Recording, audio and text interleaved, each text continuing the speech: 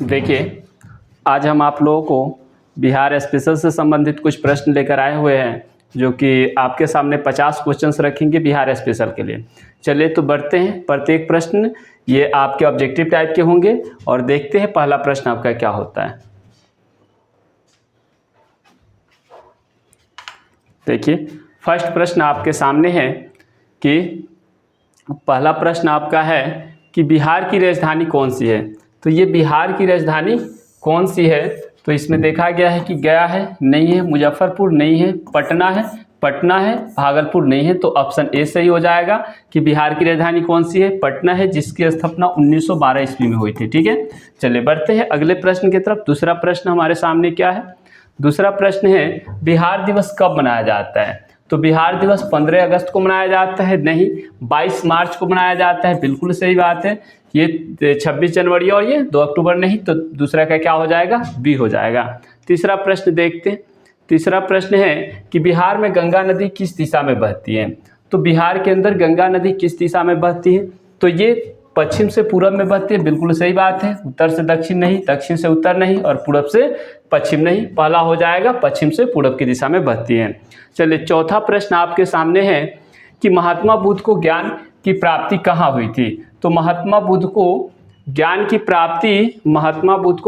प्राप्ति वैशाली में हुई थी, वैशाली में हुई थी। ऑप्शन बी सही हो जाएगा, ऑप्शन बी सही हो जाएगा। अगला देखते हैं, बिहार के पहले मुख्यमंत्री कौन थे। तो बिहार के पहले मुख्यमंत्री कौन थे, जगन्नाथ मिश्र थे, नहीं, सत्येंद्र नारायण सिन्हा थे, नहीं, श्री कृष्ण सिंह थे। ऑप्शन सी हो जाएगा, प्रश्न संख्या 5 का सी हो जाएगा कि बिहार के प्रथम ये पहले मुख्यमंत्री कौन थे, तो श्री कृष्ण सिंह थे। चलिए अगला प्रश्न देखते हैं, बिहार में कुल कितने जिले हैं। बिहार में कुल कितने जिले हैं, तो बिहार में वर्तमान में 38 जिले हैं। ये 36, 40 और 42 नहीं है, यानी टोटल कितने हैं, 38 जिले हैं। अगला, नालंदा विश्वविद्यालय की स्थापना किस काल में हुई थी। तो नालंदा विश्वविद्यालय की स्थापना गुप्त काल में हुई थी। अगला प्रश्न देखते हैं।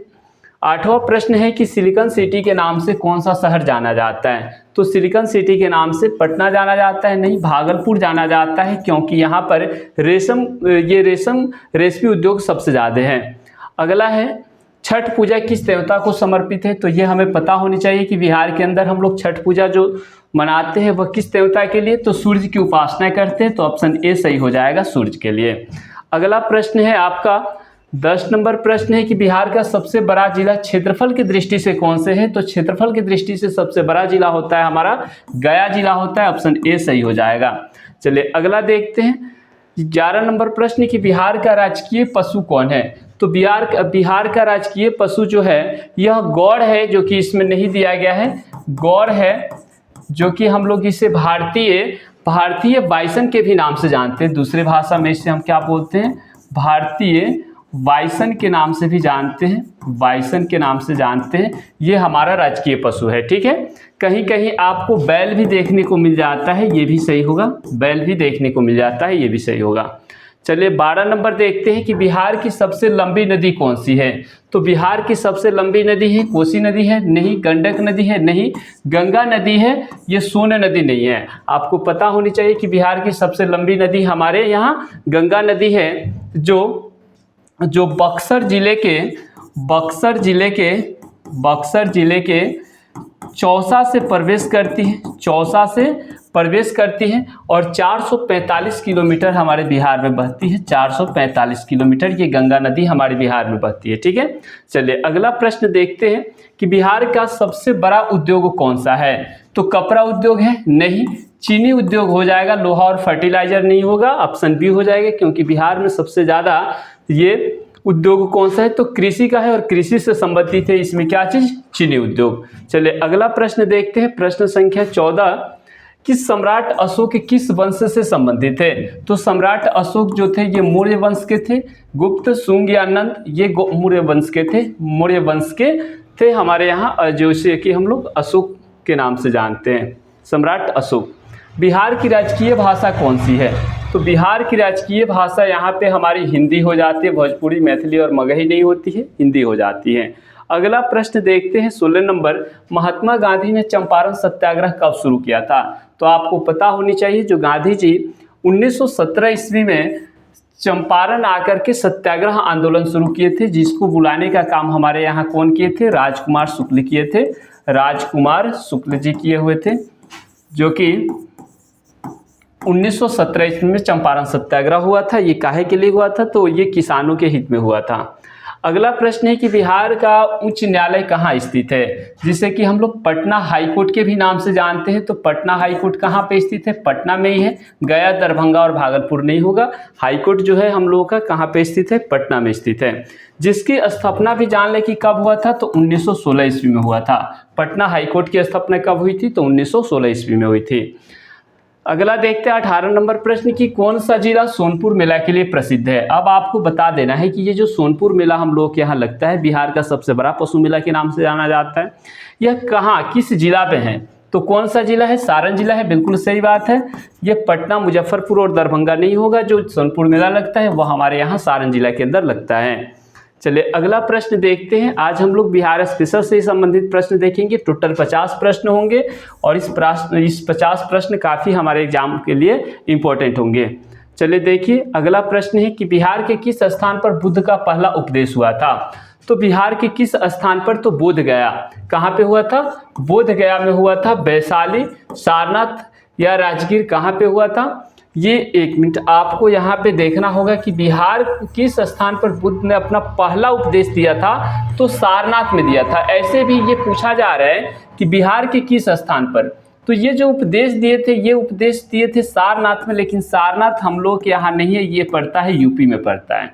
लेकिन यही चीज़ पूछा जाता है कि बिहार के किस स्थान पर बुद्ध को ज्ञान की प्राप्ति हुई थी? तो ज्ञान की प्राप्ति बोध गया में हुई थी। ठीक है, लेकिन इस प्रश्न के अकॉर्डिंग इसका जवाब होगा ऑप्शन सी सही होगा कि जो उपदेश दिए थे वह सारनाथ में दिए थे, और यह सारनाथ बिहार के अंदर नहीं पड़ता है, यूपी में पड़ता है। ठीक है, चलिए देखते हैं अगला प्रश्न, इसका 20 number. The province of Bihar नामक पुस्तक किसने लिखा था? तो ये जॉर्ज ग्रियर्सन। हाँ बिल्कुल सही है। ये नहीं होंगे, ऑप्शन ए सही हो जाएगा। ठीक है, चलिए बढ़ते हैं अगले प्रश्न की तरफ। बिहार विधान परिषद की कुल सदस्य संख्या कितनी है? तो बिहार विधान परिषद की कुल सदस्य संख्या 50 है नहीं, 55 है नहीं, 75 होती है। ऑप्शन सी सही हो जाएगा। 21 का सी हो जाएगा। चलिए आगे देखते हैं कि बिहार की कौन सी भाषा संविधान की 8वीं अनुसूची में शामिल नहीं है? तो कौन सी भाषा है जो कि 8वीं अनुसूची में वो शामिल है? तो भोजपुरी है, मगही है, मैथिली जो भाषा है यह 8वीं अनुसूची के अंदर शामिल हुई है। अगला, बिहार की प्रमुख पारंपरिक नृत्य शैली कौन सी है? तो प्रमुख पारंपरिक नृत्य शैली कौन सी है? कथक है नहीं, भंगड़ा है नहीं, झिझिया हो जाएगी। ऑप्शन सी हो जाएगा इस प्रश्न का उत्तर। अगला देखते हैं 24 नंबर प्रश्न हमारे सामने है कि किस जिले को लिच्छवी गणराज्य का केंद्र माना जाता है? तो वैशाली जिला को माना जाता है। बिल्कुल सही बात है। बी, सी और डी नहीं होगा, ऑप्शन ए हो जाएगा वैशाली जिला। ठीक है, चलिए बढ़ते हैं अगला प्रश्न 25 नंबर। बिहार में कुंडलपुर किससे संबंधित है? तो बिहार में कुंडलपुर जो है ये महावीर से संबंधित है। महावीर से संबंधित है, ऑप्शन ए सही हो जाएगा। चलिए अगला प्रश्न देखते हैं। प्रश्न संख्या 26 आपके सामने है कि बिहार की प्रमुख खेल प्रतियोगिता कौन सी है? तो बिहार ओलंपिक है, बिहार खेल महाकुंभ है।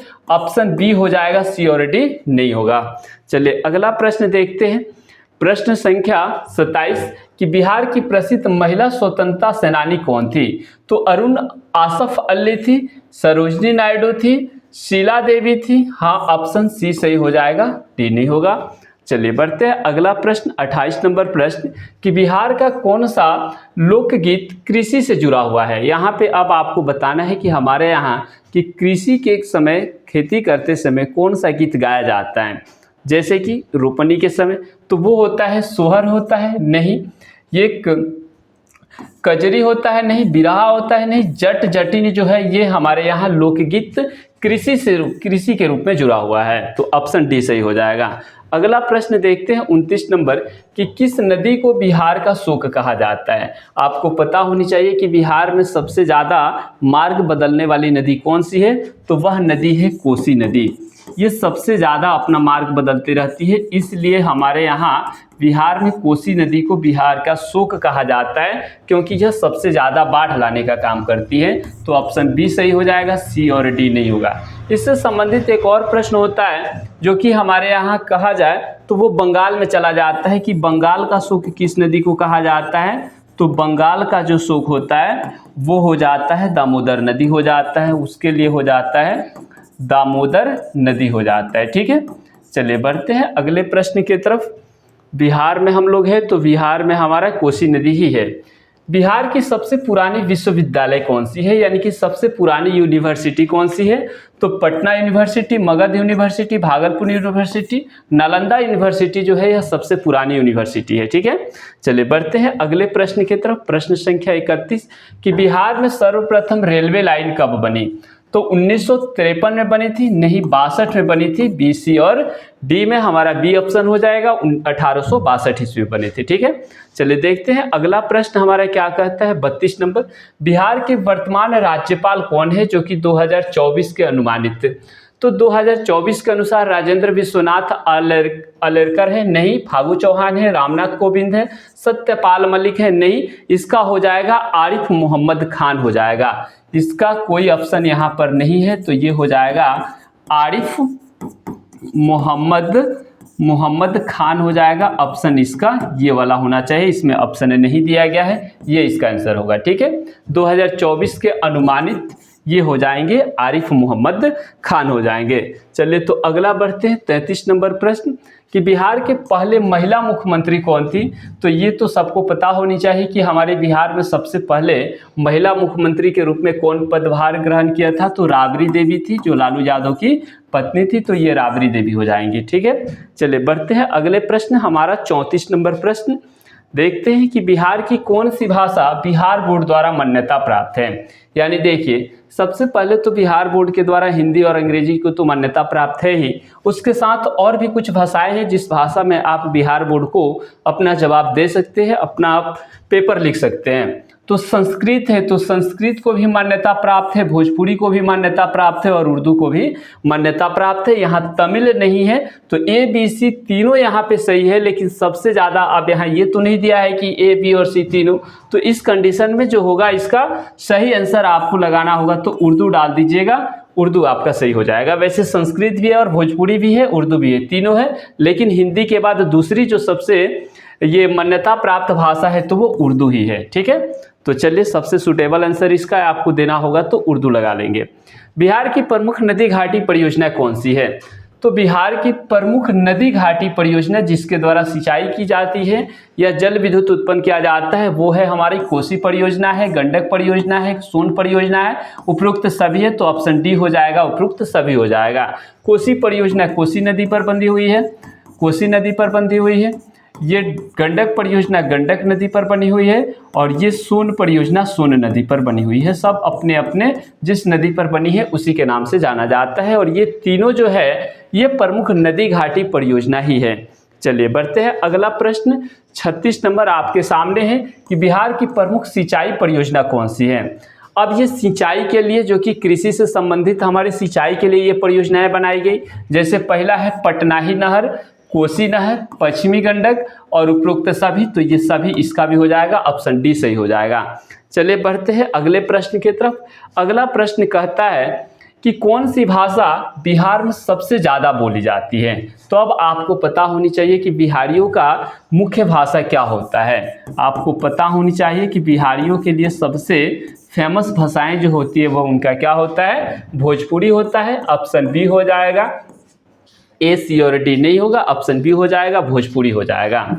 चलिए बढ़ते हैं अगला प्रश्न आपका क्या कहता है। अगला प्रश्न कि बिहार में किस फसल का उत्पादन सर्वाधिक होता है, कि यानी सबसे ज़्यादा किस फसल की उत्पादकता होती है हमारे बिहार के यहाँ। तो ये मक्का की उत्पादन होती है, धान की उत्पादन होती है, गेहूं की उत्पादन होती है, दलहन की उत्पादन होती है। तो इसके लिए ऑप्शन बी सही हो जाएगा कि हमारे बिहार में सबसे अधिक कौन सी फसलें उगाई जाती है, तो धान हो जाएगा, ऑप्शन बी सही होगा। ठीक है, चलिए बढ़ते हैं अगला प्रश्न क्या कहता है। 39 नंबर प्रश्न है कि बिहार का पहला मेडिकल कॉलेज कौन सा है। तो बिहार का पहला मेडिकल कॉलेज जो है पटना में तो है ही, वो कौन सा है, पटना में है, और ये है PMCH जो कि Patna medical college of hospital के नाम से जाना जाता है। इसको हम पूरे नाम के रूप में जाने तो पटना मेडिकल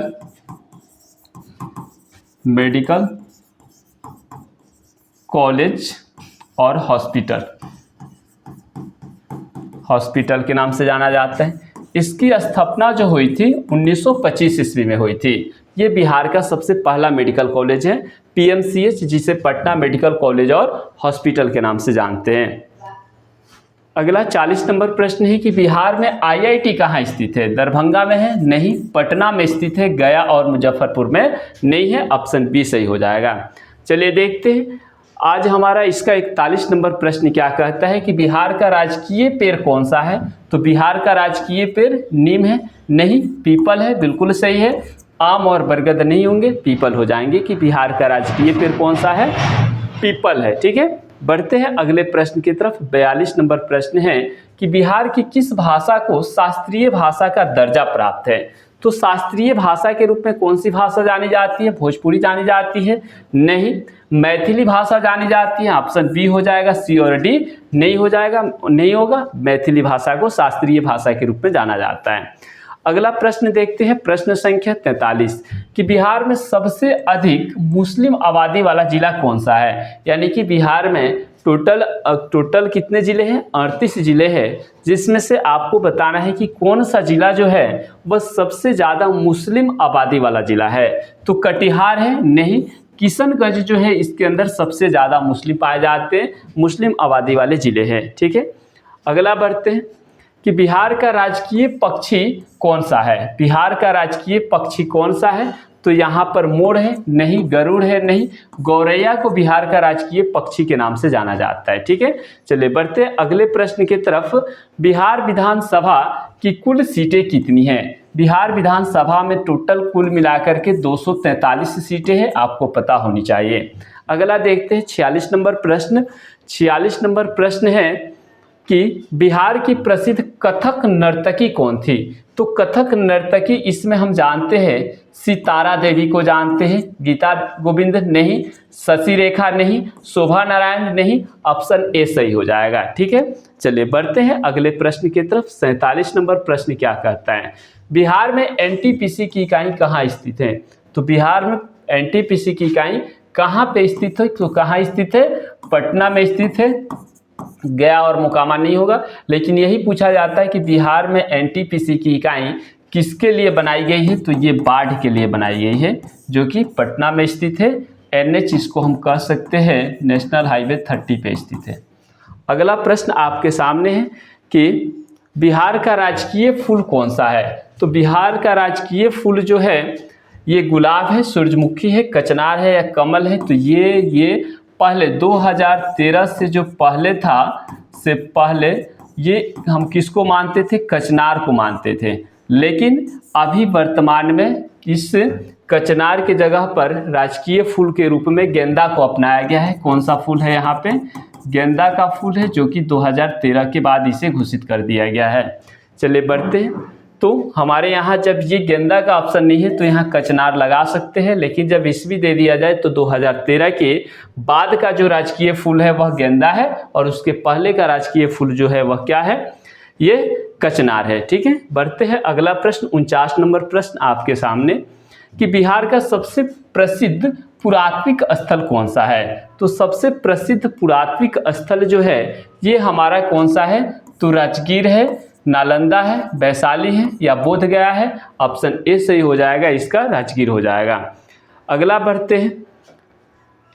अगला 50 नंबर क्या था कि बिहार में महिला सशक्तिकरण हेतु लागू योजना कौन सा है? तो किसमें देखिए, साइकिल योजना है, बिल्कुल सही बात है। कन्या उत्थान योजना है, पोषण योजना है, या इनमें से सभी है? तो ऑप्शन डी सही हो जाएगा। यानी कि 50 में बिहार में महिला सशक्तिकरण हेतु लागू योजना कौन सी है? तो साइकिल योजना, मतलब महिलाओं के विकास के लिए, महिलाओं को बढ़ावा देने के लिए कौन सी योजना इसमें से लागू की गई है? तो साइकिल योजना महिलाओं के लिए ही है। कन्या उत्थान योजना महिलाओं के लिए ही है। पोषण योजना ये भी महिलाओं के लिए ही है।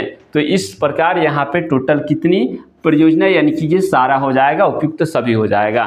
चलिए, तो ये रहा हमारा बिहार के स्पेशल 50 प्रश्न। फिर हम अगले वीडियो में लेके आएंगे कुछ और सारा प्रश्न इससे संबंधित।